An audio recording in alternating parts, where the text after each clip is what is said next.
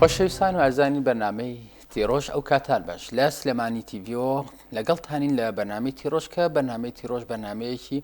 ڕۆژانی سلێمانی تیڤە کە دەوەسل لە بابەتە هەنووکەیەکان و بابەتە زیینەکان تاوتەیەکە ویش لەگەڵ پسپۆران و شارەزایانی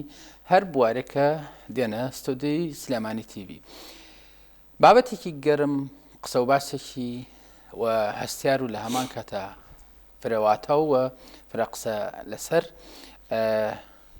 بابەتی کۆڤید-19 تاوتەی ئەم بەرنمەیەکی ئەمجارە لە بەرنامەی تیرۆژ لە بوعدێکی یاخود بە دیوێکی سیاسی و ڕۆشنبیری و لێکەوتەکانی کۆڤید-19 باس دەکەین لە تیرۆژ ئەویش بە میوانداری زۆر بەڕێز فارس نەوڕەڵی وەکو نووسەر و لە هەمان کاتە بەرپرسی دەستگای ڕۆشنبیر ڕاگەیاندنی ئەنجومەنی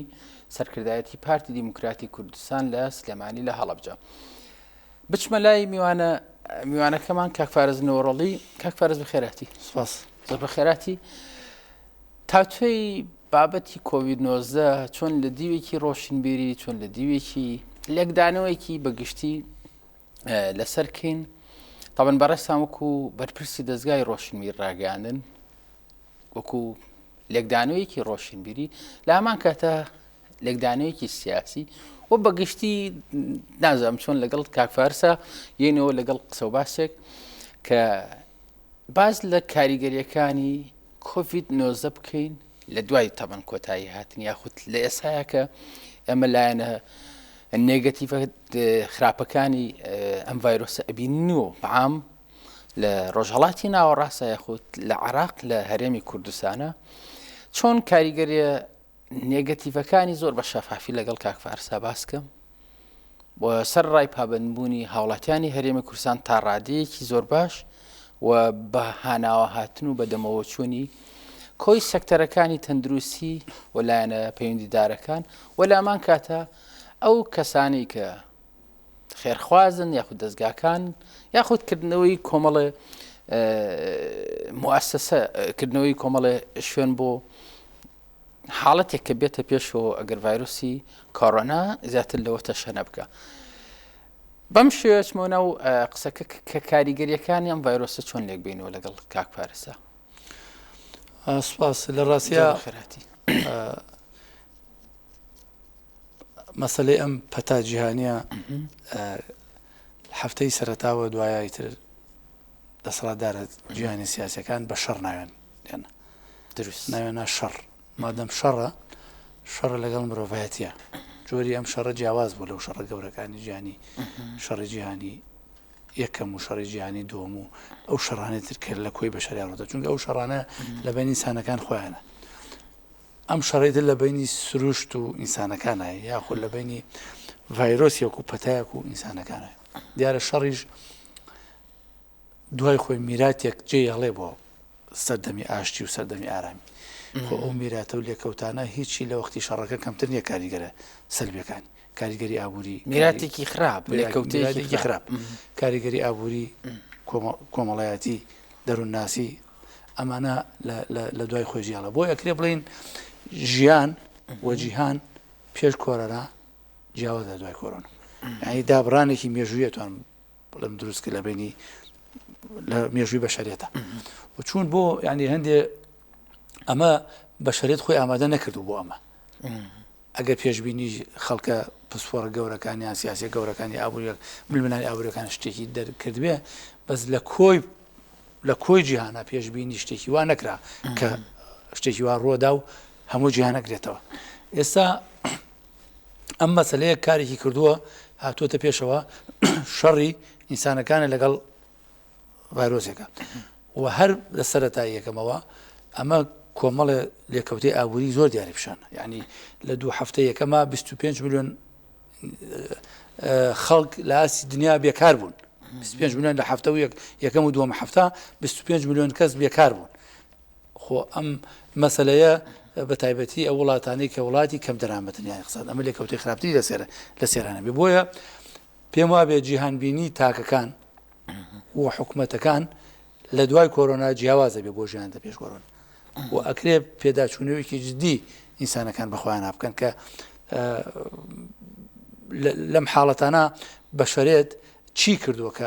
مام ئامادەکاری نەبوو بۆشتیوە و چی کردووە کە بەرگەی شتێکی تروە لەم بابەتانە بگرێتەوە بۆیە لە ڕاستیە لێکەوتەکانی سیاسی و ئابووری بە تایبەتی من لە مەسەلەی تەندروستی ئەوانەوە کاری منی قسەی سەرگەم لێکەوتە سیاسیەکانی ئەمە پێم وایە کاریگەری زۆر دروستەکە لەسەر گۆڕانکاری سیاسی و گۆڕانکاری حکومڕانیش لە ئازی عالەم تقریبا قسە و باسەکە وانایەتەوە تەمەن ئەمە وەکو لێکدانەوەکو بەڕێستشان کەوتان پسپۆڕی بەڕێستان نیە لەلایەنە سەحەیەک و تەندروستێکەوە قسە لەو بابەتە بکەین بەڵام لێکەوتەکانی ئەوەی کە مرۆڤایەتی کردووە من ئاوا لەگەڵ کاک فارسایەمەوە کە لێکدانەوەیەکی ڕۆشنبیری چۆن بۆ بکرێت کە مرۆڤایەتی ئەوەی کە کردوێتی دقیق تقریبا بوو بە تۆقێک لە ملی بۆ پێشتریش لەم نوعی پەتا و درم و ڤایرۆسانە هەبوون بەڵام دوجار لێکەوتە سلبیەکانی هاتنی ئەم ڤایرۆسە ناکاتەوەی کە تەکنۆلۆژیا وای کردووە کە مرۆڤێکی ینی بەگشتی بە جیاوازی و بەگشتی مرۆڤێکی گردردونی بێت مرۆڤە گردردونیەکە وای کرد کە تەکنۆلۆژیاکە وای کردبوون بە مرۆڤێکی یونیڤێرساڵی وای کردووە کە ئەم ڤایرۆسە بە مرۆڤایەتی و تۆ فەرق نییە ڕەشبی سووربی لە هەر کیشوەرێکی سەر زەمینی بە جیاوازیەوەی دەوڵەمەندە بە جیاوازیەوەی فەقیرە بە جیاوازیەوەی هەر بە هەر نەوەعێک هەیە بە هەر ڕەنگێک هەیە ڕاستە ئەمە گەر سەیری بکەین بگەڕین بۆ مێژووی بەشەریەت کەم ڕووداوی وا ڕوویاوە لە یەک جارە عالەم جیهان کەرنتینی بکرێن دروست مزگەوت کلیسا پەرزگا قوتابخانە دامەزراوەکان ینی کۆی بەشەرەتی کەرنتینە کردووە ئەمە بەشێکی پەیوەندی بەو تەکنۆلۆژیایە کە بووە بە گوندێک جیهان و بەشێکی ئەم ترسەوەیە ئەم ترسە پرسێکی گشتیە ینی ئەم ترسە پرسێکی گشتیە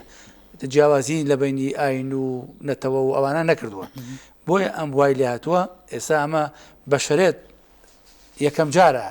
کۆی کایەکانی بەشەرێت کەرنتینی کرێ چونکە ئەم ترسە پرسێکی گشتیە لەگەڵ کۆی بەشەرێت جاران شەڕەکان لە بین و ئینسانەکانە خۆیان بوو ئێستا ئەمە بۆ خۆمان ترسین لەسەر خۆمان ئەزانی من ترسم لەسەر خۆم و ترسم لەسەر تۆ ترسی لەسەر براکە و لەسەر خێزانەکە بۆی هەرێکێکمان بەگومانی لەم مەسلەیە لە ڕووی سایکۆلۆژیۆ کاریگەری کردووە ئێمە خۆمان ترسین لەسەر یەکتری بۆیە ئەمە کاریگەرێکی کەلتوریش لەسەر کۆمەلگای ئێمە جێڵە یعنی ئەگەر تۆ سەیری بکەی جاران هاوڕێی خۆشەویستی بۆ هاوڕێتی دەربڕین ئەوە بوو باوشی پێ بکەیتەوە و تەوقێکی گەرموگوڕی لەگەڵا بکەیت ئێستا ئەم هاوڕێتی خۆشەویستی ئەوەیە دوور بێلی ئەمە کاریگەری لەسەر ژوان و عشقیشەیە لە بینی خۆشەویستی دوو کوڕچیشێ ئەگەر جاران جوانێک بلە بینی خۆشەویستی ئەو شتانی ئێستا دیدارێکی مردووە لە ڕوبەرێک یانێ شتانی هەڵۆشانەوە کە مرۆڤایەتی لەسەری بنیاد نەرابوو سەری بنیاد نابوو ئێمە ئەمە ینی قەدەغەی لەمسی کردووە لە بین ئینسانەکانە لەمس نابێت لە بین ئینسانەکانە بگرێت خۆ بەشێکی بەشەریەتیش کە پەیوەندی بە غەریزە و سایکۆلۆژیۆ لەمسە کەواتە ئەم قەتعی لەمسی گرتووە ئەمە دوجارە گەڕێتەوە بۆ ناوی ئینسانەکان کاریگەری دروستەکە کاریگەری نەفسی دروستەکە کاریگەری کەلتوری دروستەکە بە دوای خوایێنێ بۆیە ئەمە واکات کە وەک پێشتر ئاماژەمان پێدا ئینسانەکان چاوەڕێ بکەی بزانە نەخشی ژیان چۆن داڕێژێتەوە ئێمەش لەگەڵ ئەو نەخشی ژیانە تێکەڵ بین هەر بەجددی کاک فارس دنیای ڕۆشنبیری ئەمە ڕەنگە بەڕستان لە دەرەوەی بەرنامەکە باس و لە دووسێ فەیلسوف کرد کە لێکدانەوەیەکی نوێیان هەیە بۆ دوای لێکەوتەکانی ڤایرۆسی ئەم کۆڤید 19 لە ڕۆشنبیری کۆمەڵگەی کوردیە وەکو چۆن لێکدانەوە تەحلیلات هەیە بۆ دوای لێکەوتەکانی ئەم ڤایرۆسە لە دنیای ڕۆشنبیری کوردیە چۆن لێکدانەوەی ئەکرێت بۆ هەڵوەشانەوەی لایەنێکی نەریتیە لایەنێکی ئاینیە تێڕوانینێکی ترە بەگشتی بە باوەڕی من دەکراوەیە بە باوەڕی من ڕۆشنبیری کورد لەم قۆناغا ناتوانێت شیکردنەوەی بۆ زۆر سەراحەت بیت ناتوانێت ڕۆشنبیری کورد پێم وایە تەرحێکی پێێنێ بۆ دوای کۆرۆنا کورد چییە دیوە ئابوووریەکەی دیوە سیاسەکەی دیوە کۆمەڵایەتی بەشێکین لە بەشەریەت خۆی ئەو بەشێکین لە بەشەریەت ئێمە لە ڕاستیە ئەوەندە ناوەندی توێژینەوەمان نییە ئەمە ناوەندی توێژینەوەی ئەم پڕیا قسەیەکە سەر مۆزوع ئێمە ناوەندی توێژینەوەی بەمانای کورد بوون ڕۆشنبیری کورد بوون نیمانە کە کۆمەڵی عقلی گەوری تیاجێ بێتەوە هەم لە ڕووی زمانەوانیوە لە ڕووی کەلتوریوە لە ڕووی ئابوووریوە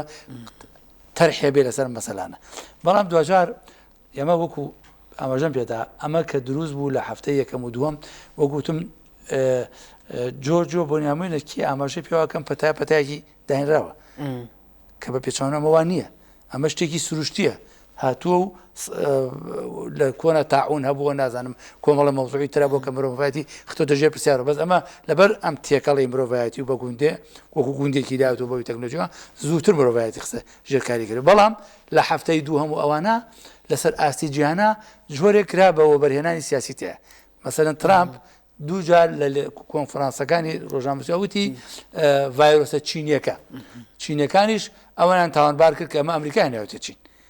ئەوان لەسەر ئاستی جیهان کردیان بە وەبەرهێنانێک و ململایی سیاسی و ئاخر لێدوانی سەنجە لەسەر ئەم مەسەلەیە ئەمریکا خات دەژێر پرسیارە گۆڵێ هەم ئابووری و هەم سیستەمی لیبراڵ لەژێر خەتەرایە و بۆی هەیە جارێتە ئەم سیستەمی لیبراڵە مەسەلەن زەمانێک کۆمەنیزم فەرمانڕەوای کردو دروست زەمانێک فاشیزم کردوێتی ئێستا لیبرال حکومی دنیاکە ئایا لیبرال بەرەو کوێڕوە و ئەلتەرناتیڤی لیبرال چییە ئایا ئەمان لیبرال بیرمەندە گەورەکانی ئەمان نامەندە توێژینەوەکانی ئەمان دقیق ئەمەیە کە کاکفارس ینی بە دیوە ڕۆشنبیرەکە کە پرسیارەکەشم هەرەوە بوو کە چۆن لێکدانەیەکی ورتر بکرێت بۆ کۆی ئەو بەتابەتی لە ڕوانگە ئایدایەکەەوە وەکو ئێمە کورد دروست هەر بەعام بەگشتی چۆن مرۆڤایەتی دووبارە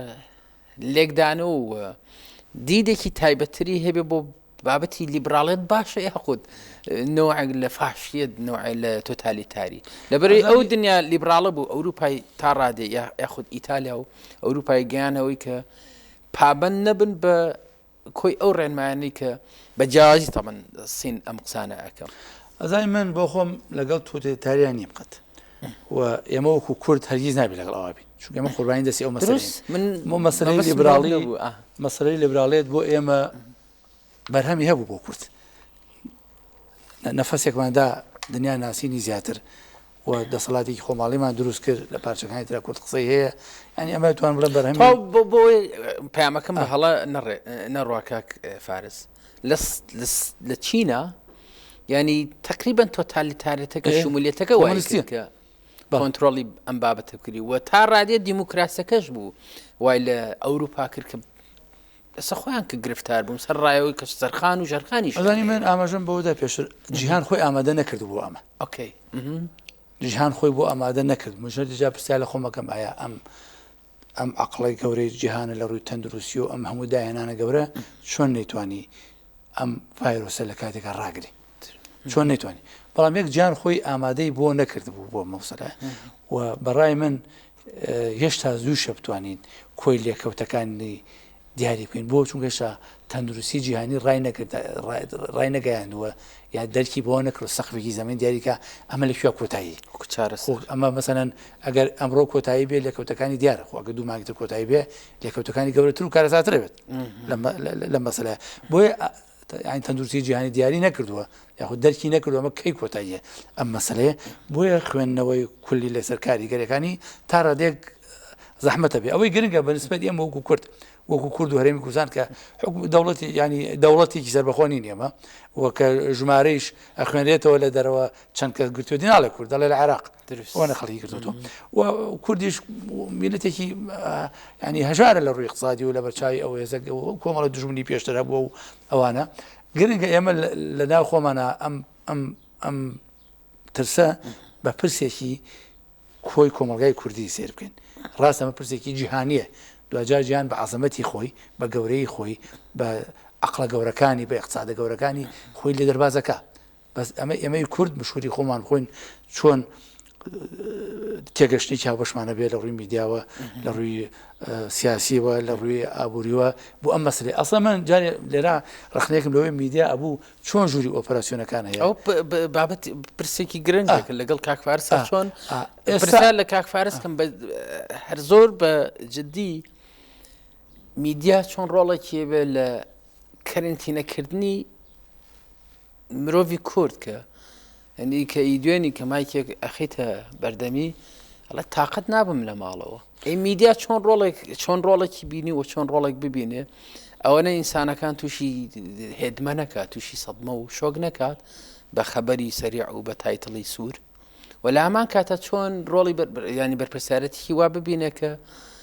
کۆڤید-19 هەیە نەک بە خەڵکی بڵێن نییە و بەگشتی پرسیارەکەم لەوەیە کە ڕۆڵی ڕاگەیاندن بە تایبەتی کە تەلەڤیزیۆنێکە لە هەموو ماڵێکە هەیە موبایلێک و ئاپێکە لە بەردەستی هەموو کەسێک هەیە ئەزانی کێشەکە لەوە ئێستا میدیایەکی کۆنتترۆل نییە مەسەن تۆ تەلەڤزیۆن ڕێگە خەی فەیسبوک چی لێک تۆ ڕکۆمەڵاتەکان چی لێک ینی بەڕاستی ئەمە بەسراوە بدوشتەوە بە قیەم و بە هۆشیاریەوە میدیا لە ئێستادا لە هەندێک میدیای کوردیا ئەیبینی کە هەوڵات ینی کەشێکی تۆقینەر دروستکە هەندێکی هەموویە بەڕاستی بەڵام بەڕێی من لەم وڵاتێکە تووشی کارەساتە بێتەوە ئیتر لە وڵاتە ئۆفسیۆن و دەسەڵات نامێنی هەمووی بەرەیەکە بەرامبەر ئەو کارەساتەکە ڕوبەڕوێ بێتەوە ئەمە ئەوە نییە کە سەدام کیمیایی کرد بەسەر هەڵەبجاتەنە هەڵەبجەیەکان بەرکەون ئەمە ترسێکی گشتیە مەسەن تۆ بەیانی کە شەڕێکی هەرێمی کوردستان ژەبووە مەسەن لە شەڕی داعشە لە شەڕا لەگەڵ حەشت و نازانم چییە ئەو کات لەم کاتەیشە ئۆپسیۆن و میدیای معارض و میدیای سێبەر و نازانمیداژ نییە ئەم کاتە تۆ بە میدیاکی ترس لەسەر هەمومانە خۆ ئەگەر ئەم کۆڤید-19 تەشەنە بسێنێ ئەو میدیایش کە ناوی معارضە پێش من تووشێ بێ و نەخۆشەکەی ئەمرێ بەڵام هەیە ڕۆڵی نابەرپرسیاران ڕۆڵەکە ئەجێڕێت و کاریگەریشی هەیە باوەڕم وایە ئەوە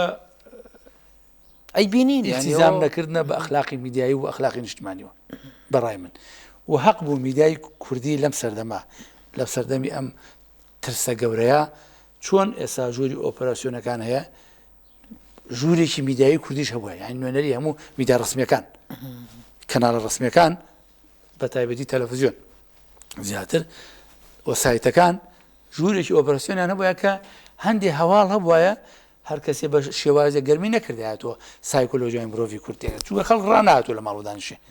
ئەم سلوبە تازەیە ڕانەهاتووە کۆمەڵگای کوردیش هەدان دەردی کۆمەڵایەتی و شوزانم نەفسی و ئەقتصادی و ئەوانەی لەگەڵ خۆیانە هەیە خەڵکێکی زۆر بێکار بووە و بێ ئیشە یعنی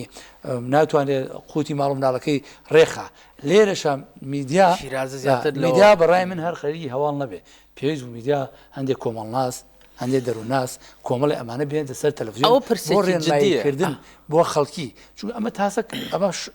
وەکۆڵە شەڕێکە و بەردەرگای گرتوویت هاتووە بە پێی خۆی کاکارز وەکو بەرپرسی ینی ئەوەی کە ئەکاتە دەستگایەکی ڕۆشنبیری هەر بەجددی لێرەوە پەیام بنێری وەکو چۆن پەیامتان وەکو پەیامێکی دەستخۆشیتان نار بۆ کۆی سێکتەرەکانەوەی کە بەرپرسیارن و بەرپرسیاریتیان لە ئەسۆگرتووە چۆن کاکپارس قسە لە سەرمەکە ئەمە دنیاە کۆمەڵناسمان هەیە و دنیاە ماستەرمانێ دنیایەک دکتۆرامانێ لە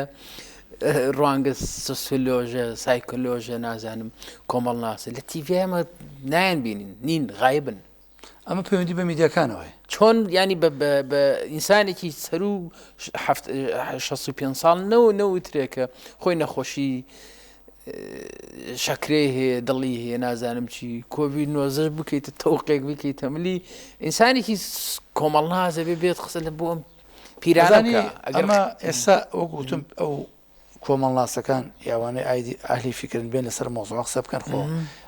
ئەو مرۆڤە گەورانەی ئیسا میکاڤیل کاتی خۆی جۆرێک کەرنتینە کرا کە هەبوو بۆ فەیلسوفە گەورە میری نووسی و نازانم چی ئەتوانن ڕێنمایی بە تایبەتی گەنجەکان بکەن و هەمووی بەچوە خەریک مەسەن بە خوێندنەوە خەریک بێ بەداهێنانێک کە خەریک بێ بۆی ئەو کاتە پڕکەیتەوە بەوەی کە جارێکتر بە شەریعەت هاتووە ناوژیان تۆکو ئینسانێتر بێتەوە ناوژیان ئینسانی ئامادەکارێک بۆ خۆ کردووە وەکو فکر یعنی ئەوەی پێش لە توها بۆ سڕی بێتەوە ئینسانی بە خۆشەویستی بە تێگەشتێکی نوایەت پێ ناوژیانەوە ئەمە ئەرکی میدیای لە ڕێی پسپۆڕەکان و کۆمەڵناسەکانەوە چوتان دەروونناسەکانەوە ئەوانە شارەدان لە بواری فکر و سایکۆلۆژیا ڕێنمایی خەڵکە کە چی بکە لە مۆزوعەوە ئەم وەکو پێشتر ئاماژە بێتە ئەم شەڕی کە ئێستا حکوومەت ئەیکا لەگەڵ ئەم نەخۆشیە جێگای پێزانینە ینی من بۆ هەموو شتێک مرۆڤ بێ پێهەڵدانی نەبی پێزانی هەبێ بەڕاستی چونکە پێهەڵدان تووشی هەڵەتەکە بەڵام ئەگەر پێزانی نبوو پێزانی مانایەک تایبەتی خۆیە ئێمە بێ پێزانیمان هەبێ بۆ حکوومەت ئێمە وەکو ئەنجومەی سەرکردایەتی پێزانیمان هەبوو بەلاغێکمان دەرکە سوپاسی پارێزگای سلێمانی و پارێزگای هەڵەبجە و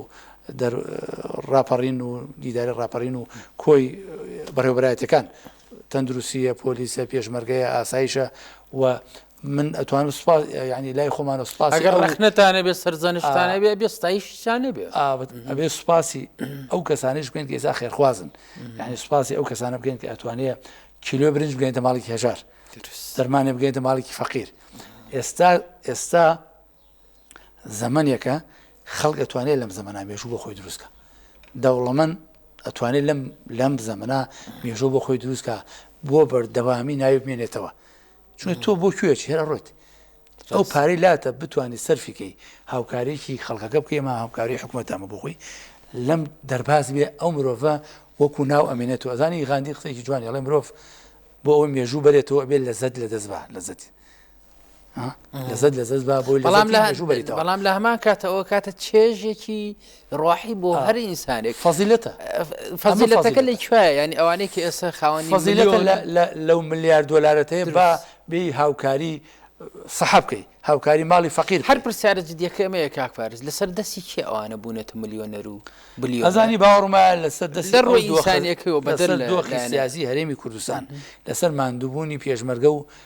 خەباتی خەزەکەم ئەمانە دەوڵەمەند بوون و لە ڕێ ئەم حکوومەتەوە ئەمانە دەوڵەمەند بوون و پێویستە چی سیاسی دەوڵەمەندەکان کە لە ڕێی بەڕاستی زۆربەی سیاسەکان دەوڵەمەند بوون وچی ئەو بازرگانانش بە زمانی گەورن ئێستا بووی ئەو دۆ خێرەی کوردستان دەوڵەمەند بوون ئێستا حکوومەت لە شەڕێکی گەورایە میلەتی کورد لە شەڕێکایە کاکە ئەوروپا فریای یەکتری نەکەوت ئیتالیا ئەندامێکی ئەوروپا بە فریای نەکەوت ئەمە بۆ خۆی دوای ئەمە تاکی ئیتالیا خاتە ژێر پرسیارەوە ئیتر من چ هوەرێکی تیا بەشە منێکێتی ئەوروپا ئێستا هاوکاریم نەکرد ئێستاش ئەم حکوومەتی هەرێمی کوردستانە ئەوەی کە دەوڵەمەند بووە لە ژێستایی دۆخی ئەم هەرێما دەوڵات بوو چی سیاسەکان چی بە زمانەکانی دەرەوە چی دەوڵەمانەکانی تر مادەم لە ژێستایی ئەم حکوومەتا دەوڵەمەند بخۆ نەخواست ئێمە شکست بووین بۆ ئەو پارەکە چی لێکە لە دەستێدا بۆیە پێویستە هەمومان هاوکاری ئەم شەڕە بین بە تایبەتی بۆ دۆخی ئابووری مثلەن ئەو هەموو ملیالەرانە کە دروست بوون لەسەر سێبەری ئەم هەرێمی کوردستان و پێشمەرگە و ئەم دەسەڵاتە پارێزراوە لە ئەنجامی ئەم دەسەڵاتە دروست بوون ئەم دەوڵەمەند بۆیە پێویستە هەر لەبەر تاریخی خۆیان لەبەر حرمەتی خۆیان لەبەر پاراستنی خۆیان بەشێک لەو پارەی کە هەیەە بێنیەوە بۆ دەغیلەی حکوومەت هاوکاری حکوومەت بکەن لە ڕووی سەحەوە لە ڕووی ژیانی خۆراکی ئەو ماڵە فەقیرانەی سایاق تەکسیە حەلاقە دەستگێڕی بازاڕە ئەمانانی هاوکارێکی هەمەڕایانەی حکوومەت بکەن کە چونکە ئەم شکستە خوانە خواست بەرامبەر ئەم نەخۆشیە ئەمە شکست نییە لەسەر پەیکەری حیزبی حکوومەتی شکە لەسەر هەیبەتی کورد لەسەر کۆمەڵگای کوردی لەسەر تاکی کوردی لەسەر سیحەت و تەندروستی مناڵەکانی ئێمە ئایندە ئێمە بۆیە بەڕای من ئەوانە حەقە بۆی مێژوو بۆ خۆیان دروستکەن و ببن بە خەڵکی خاوەن فەزل لەم پرۆسەیە بەشێک لە پارەکەیان هیچ نەبێ هەندێک لە پارەکەیان هاوکاری حکوومەت و خەڵکی کوردستان لەم شەڕا بکەن ئەگەر ینی بڕیار بوو بێت کە کاتی هەڵبژاردنەکانیەت ئەمە بە منوەکو ڕۆشنبیرە لەگەڵ کاکفارسا قسەیەکەم و تا ڕادێ لە ڕووی عاتفیەوە ئێستا سەردەمەکەوە ینی کە ئێمە باز لە لێکەوتەکانی دوای کۆڤید 19 ئەەکەین بەلایەنی کەمەوە مانگێکە خەڵکی لە ماڵایە عەرەبان چیەکە بەقاڵێکە کرێکارێکە یعنی چۆن زەمیری ئەو بزنس و سەرمایه‌دار و سیاسیانم بجۆڵێت بە تایبەتی ینی کە بڵین سیاسەکان بجۆڵێت کە هەڵبژاردنەکان یەتە پێشەوە 2000 یەخێکی گرندەنگیان پێبا لە بازار هەبێ عەرەبان چیە ئەزانی چی مزایدەی سیاسی ینی کە کردوێت یان یاخود گەیشتنە ئەو پلە و مەنسەبانەی کە ئێستا هەن و بوونەتە ملیۆنەر و بلیۆنەر ئێستا کاتێتی ئەوەی کە وەریان گرتو لە من و توێیەکی فەقیر لە عەرەبان چیەکە بیبەخش ینی پەرچەکردارە بیبەخشنەوە بەوانی کە مانگێکە لە ماڵە کرێت چیایە ئەزانی باوەڕ هەبێ ئەمە وەک پێشتر ئاماژەم پێ ئینسانی پێش کۆرۆنا جیاواز لەی دوای کۆرۆنا کی دوای کۆرۆنا لە دەنگدانیشا جیاوازە بی انتخاباتی ئایندە جیاوازە بێت انتخاباتی پێش چون ئەم مرۆڤانەی سەردەمی کۆرۆنا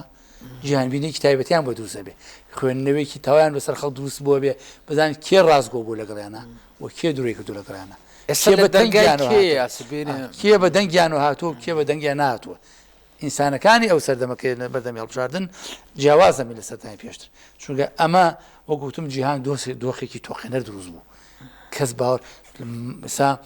وای لای تۆ باوک نەتوانین مەڵاکە لە باوەش بگری سانی ئەمە وای کردووە بۆیە بێ هێزە سیاسەکانش تێبگەن لەمە بە مزایەدەی سیاسی و قسەیەکی جوان و کرد کاک فارس کۆی ئەو ڕێکەوتنانە کۆی ئەو شتانەی کە مرۆڤایەتی پێی ڕاهاتوە یاخود لەسەری ڕێکەوتو هەڵوەشایەوە قسەکە ئەلەمە بوو یەکێتی ئەوروپا یەکێتی نەما ئەی چۆن تاکێکی کورد کە بوونەوەرێکی کۆمەڵایەتی هەڵگری دنیاە دەڕوانگە کەڵچەرێکەوە دنیاە نەریتی تایبەتی خۆیەتی هەروەکو بەڕێستان وت و باوش نەماوە ینی نازیسترین کەس و ناگریتە ئامێز لە هەمە قسەکە ئەلێرا ینی چۆن ئەلێرا لایەنە مادیەکە دەورە بینێت و مەلای پەلەمانتاری سیاسی بزنسمانی لە دەرگا بەس بێنێ ئەگەر لە دەرگای کەسێکویە کە بیبیتە نوێنەری یاخود ببیتە نوێنەرکی سیاسی یعنی شەرم دا و نەگرێ هەر بەجدید لە هەر قسەکانی تویا من هەر قسەکانی بەڕستانم دووبارە کردەوە لەوەی کە مرۆڤی دوای کۆڤید-19 مرۆڤێکی ترە نوعێکی تر قساکات ئەزانی مەسەلەی ئابووری وەکوت من پسپۆڕیم لە بواری ئابووری بەزەگە وردی کێتو بۆ شتی کۆمەڵایەتێکە ژیانی بژێوی خەڵک لە کۆن و تا ئێسا لە کۆن و تا ئێسا قەولێکی دینیە لە خۆیان پارێزی لە هەژاری و لە کوفر یعنی هەژارەکەی پێش کوفر کردو و کۆمەڵاستەکانش پیان وایە هەموو جارێ لێدانی ئابووری گۆڕانکاری لە پەیکەری کۆمەڵایەتیاکە تۆ ئەگەر بگەڕێنەوە بۆ تێزەکەی مارکس و ئێنگلس باز لەوەیەکەن بەسەرەن سەرخان و ژێرخان کە کاتەی ژێرخان تێگەشتێ دنیایە گۆڕانکاری سەلبی بە دوای خۆیانێ لە کۆمەلگای ئێمەش وەگوتم خاوەنی معاملی گەورە و چوزانم ئەم مەسەلانە نین بەس خاوەنی دەوڵەمەندی گەورەین خاوەنی باڵی خواپێداوی گەورەین لە ئەنجامی ئەم دۆخە لە ئەنجامی ئەم دۆخەش دەسەر ئەخەباتی کورد پێشمەرگە دەستی فەقی دروست بووە وەکو ئاماژەم پێ مادەم خاوەنی دەوڵەمەندی گەورەین پێویستە دەوڵەمەندی گەورە پرسیە بیری لە خۆی بکاتەوە چۆن وجدانی ئارامە بێ دراوسەکەی هاوشارەکەی هاونیشتیمانەکەی بە عەزەرەت و مناڵەکانی بژین بەڵام خۆی لە وێلایشی گەورابێ و بە شوێنێکی زۆر خۆشا بژی و چۆن وجدانی ئازاری نادا چۆن وجدانی ئازین نەدا ئەم میلەتە ئەم حکوومەتە لە شەڕایەوە هەر پرسیارەکە ئەمەیە خۆی لە زەدەبا لەوەی کە تاق و تەنیا باوەڕم وایە پارە لە زەد بە مرۆڤ نادا باوەڕم وایە یعنی ئەگە ئینسان قیەمی تیاوێ تۆ کاتێک چاکەیەکەکەی هاوکاریەکەی لە زەتێک لەم چاکە وەرەگری ئەو ئینسانانەی کە خاوەنی فەزلن و احتمال هەبێ نەخۆش بێ لە عەزابی خەڵکا لە زەد وەرگێ ئەو مرۆڤێکی کە من نەخۆشنەوەن احتمالە جۆرێک لەو نەخۆشە لە هەندێک ئینسانە هەبێ بەڵام وەک ئاماژەم پێدا ئێمە ئێستا لە دۆخەکەین لە تونێلەکان ئەو سەریدار نییە نازانین بۆ کوێوەڕە چونکە پەیوەندی بە ئێمەوە نییە و پەیوەندی بە حکوومەتی ئێمەوە نییە مەسەلەیەکی جیهانیە ئەم مەسەلە جیهانیە ئێمەش وەکوڵێ احتمالە بەرخۆیەک بین لە مەکینەکە لەم وەزعە جیهانیە ئەمە عێراق وەزعی بینی لە چ حاڵەکە ئێران دراوسێمانە لە چ حاڵەکە تورکیا لە چ حاڵەکە وەڵا سوپاس بۆ خۆ بۆ ئەم بۆ حکوومەتیش کە فرای ئەم وەزعەکە و تا ئێستا دۆخی ئێمە باشە دۆخی ئێمە باشە کە بۆ مانایی کە تووشی هیواداری نەگاتەوەی کە ڕێژەی بەرچاو لێ بکە کە تەندروستی ئێمە تحمل ئێمە لەخوا نەخوازە بەڵام وەگوتم ئەبە هەمومان بەرپرسیارەتی مامەڵە لەگەڵ ئەم دۆخا بکەین چ وەک تاک وەک وڵاتی چ وەک حکوومەت چ وەک میدیاکان چونکە میدیاکان بەڕاستی کاریگەری ژمارەیەکیانێ لە مۆزوعەکە بۆ تێکدانی باری دەرونی ئەوانە من داوایان لێ یەکەم لەم خۆناغا میدیایکی بەرپرسارانە مامەڵ لەگەڵ دۆخەوە چی دەوڵەمەندەکانیش بەکۆیمانە لەگەڵ کاکفارساوەکو و دوا قسەش قسەمان گفتوگۆمان لەسەرەوە کرد کە چۆن تا لە دەست دەرنەچوە تا دۆخەکە نەگەیشتوتە تراژدیا چۆن هاوکاری یەکترکەین چۆن هاوکاری حکوومەتکەین چۆن سەرمایه‌دارەکانیش بێن بەهانای دنیای فەقیرەوە لە ڕاستیا ئەوەی ئێمە بمانوێ بە کەمترین زیان لەم دۆخە دەرچین یعنی ئەم کۆمەڵی مۆزوعەیەکی لەوانە هەمومان گوێ لە ڕێنمایەکانی سلک یاخود وەزارەتی تەندروستی بگری لە خۆپارێزیە و ڕێنمای ئەمنیەکان بۆ ڕێگاوبان خەڵک گوێی لێ بگرێت چونکە ئەمە بۆ خەڵک خۆیەتی ئەمە خاڵ یەکەمە بۆی خۆمان لێ پارێزین ڕێنمایەکانی وەزارەتی تەندروستی خاڵێکی تر حکوومەتە هەرچۆن بێ خەڵ لە ماڵەوەدانی هەوڵ بە بیر لە بژێوی ئەوەی ئەمێن تۆ توخوانەخوا دوومانگتە تەحەلوکە چۆن ئەمانەژین لە ماڵ لەمەی شابڕای من حکوومەت ئەکرێ داوا لە نەتەوە یەکگرتوەکان بکە و پێم وابێ پێشستا سەرۆکی هەرێم داوایەکی لە پەرلەمانی عێراق کرد بوو کاوکاری هەژارانی کوردستان بکە نازان بۆ گەشتێکی حکوومەت دەتوانێت داوا لە دنیا بکە ئێمە لە شەڕێکی گەورەی دنیا شەڕی داعش بوو کورد ناوتان ناکە بە نوێیەتی دنیا گوایەمە شەڕمان کردووە قوربانێکی زۆرماندا و توانیمان هەیبەتی داعش تێک بشکێنی لەم شەڕێشا ئێمە لە ڕووی ئابووریوە خەم دەرامەتین داوا بکە لە نەتۆ یەکگرتوەکان لەو نەزمە خێرخواز گەورانە هاوکاری کورد بکە حکوومەت ئەمە بکە بەڕای من کارێکی باشە دوو دەوڵەمەندەکان و حکوومەتیش تەنسیقی هەبێ بۆ ئەوی لە ڕێی منەزەمە خێرخوازەکانی ناوخۆ بێ و لە ڕێی دەوڵەمەندەکان خۆیشانە بێ ینی بیرە بکەینەوە لەوانەی کە دەستگێڕی ڕۆژانە بوون کاریانە بووە ئێستا کاریان نییە مانگێتە چی بکەن ئەمانە لە ڕووی نەفسیۆتیەکە چن لە ڕووی کۆمەڵایەتی وێرانە بن بۆیە بەڕای من ئەم خاڵانە بگرین هەمومان بەیەکەوە ینی ئەم ترسە بە پرسی هەمومان سیر بکەین پرسی لایەنێکی میدیایەک نازانم حیزبێک ئەمە نییە ئەمە پرسێکی ئینسانیە و دوجار لە ناو منزومەی مرۆڤایەتی ئەمەش بەشێکین دی ڕوبەڕووی ئەم شەڕە بووینەوە و سوپاس بخوا تا ئێستا باشمانێناوە زۆر سپاس بۆ کاک فارس نۆڕۆڵی وەکو نووسەر و لامان کاتە بەرپرسی دەستگای ڕۆشنبەر ڕاگەاندنی ئەنجومەنی سەرکردایەتی پارتی دیموکراتی کوردستان لە سلێمانی هەڵەبجە سپاس بۆ تۆ بە خێراتی دووری بیژ لە کۆرانە هەمیشە تەندروست بە هەموو لایەت تەندروست باش بن خواتان لەگەڵ بێ